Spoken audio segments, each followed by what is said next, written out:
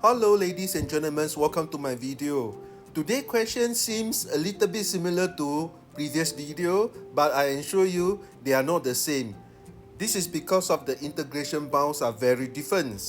Therefore, we need to redo the derivation for the answer using double integral method. We would like the denominator become x squared minus 1, therefore we multiply with negative 1. However, we can swap the integration bound to cancel off the negative sign. Q become integral from x equal to 1 until x equal to 0, natural log x divided by x squared minus 1 dx. We know that integral 1 divided by beta y plus 1 dy is equals to 1 over beta multiplied natural log beta y plus 1, where beta is constant. In the case that we can set beta equals to x power 2 minus 1, which means integral 1 divided by x squared minus 1 multiply y plus 1 dy is equals to 1 divided by x squared minus 1 multiply x squared minus 1 multiply y plus 1. In the case that integration bounds are y equals to 0 until y equals to 1, the right hand side of the equation become natural log x squared divided by x squared minus 1. Natural log x squared can be rewritten as 2 natural log x. Therefore, natural log x divided by x squared minus 1 is equals to 1 over 2 integral y equals to 0 until y equals to 1, 1 over x squared minus 1 multiply y plus 1 and then dy. Replace right hand side of this equation into the integrand of the question Q. So now we have Q in double integral format, which is 1 over 2 integral x equals to 1 until x equals to 0, integral y equals to 0 until y equals to 1, 1 divided by x squared minus 1 multiply y plus 1 and then dy dx. However, it is unlogical to solve the dy first, because once we solve the dy, the equation Q will goes back to the original question, so everything we do is meaningless. What we should do is to swap the dy and dx, of course with their respective integral for y and integral for x. Now we have Q in double integral dx and dy. We will focus on solving the dx, which is the j. Let's copy the j here, but with the denominator expanded become square root of y power 2 multiply x power 2 plus square root of 1 minus y power 2. We needed j in this format is because we can use a standard equation for solving this integration.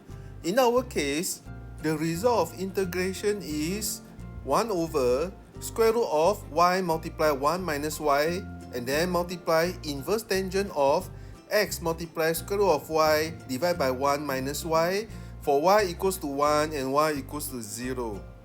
Put in y equals to 0 and y equals to 1. We obtain j equals to negative inverse tangent of square root of y divided by 1 minus y and then divide by square root of y multiply 1 minus y. Put in j back to the equation Q here. So we obtain Q, which is equals to 1 over 2 multiply integral y equals to 0 until 1 for the j that we just obtained. And then of course multiply with dy. Define u equals to inverse tangent of square root of y divided by 1 minus y. Define t equals to square root of y divided by 1 minus y, which means we have u equals to inverse tangent t, du over dt equals to 1 divided by t squared plus 1. And then put in what we know, t equals to square root of y divided by 1 minus y. We have du over dt equals to 1 minus y. Meanwhile, from the definition of t, we obtain dt over dy equals to 1 over 2 multiply 1 minus y power 2 and then multiply square root of y divided by 1 minus y. As for the integration bound, when y equals to 1, u equals to inverse tangent infinity, which is equals to pi divided by 2. When y equals to 0, u equals to inverse tangent 0, which is equal to 0. From the change rules, we know du over dy is equals to du over dt multiply dt over dy. We do have du over dt and dt over dy. Put them together, give us du over dy equals to 1 divided by 2 multiply 1 minus y, and then multiply square root of y divided by 1 minus y. This is what we found so far. Du over dy, the new integration bound in u, and then the definition of u. That should be enough for us to write equation q in u domain, which is equals to 1 over 2 multiply integral u equals to 0 until u equals to pi divided by 2. Numerator become negative u, while denominator for now copy the same as before. And then we need to multiply dy. How do we get the dy? From du over dy, we can get dy, which is equals to 2 multiply 1 minus y multiply square root of y divided by 1 minus y, and then multiply du. We can see here many terms are cancelled. In fact, most of the terms has been cancelled. Q become negative integral u equals to 0 until pi divided by 2 u du,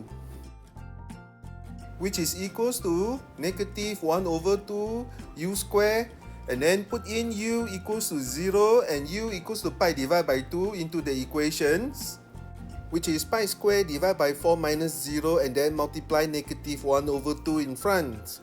Therefore, the final answer is equals to negative pi square divided by 8. Thank you for watching this video until the end. Please continue support. Subscribe, give a like and share my video in your social media. I see you tomorrow for more new video. Bye bye.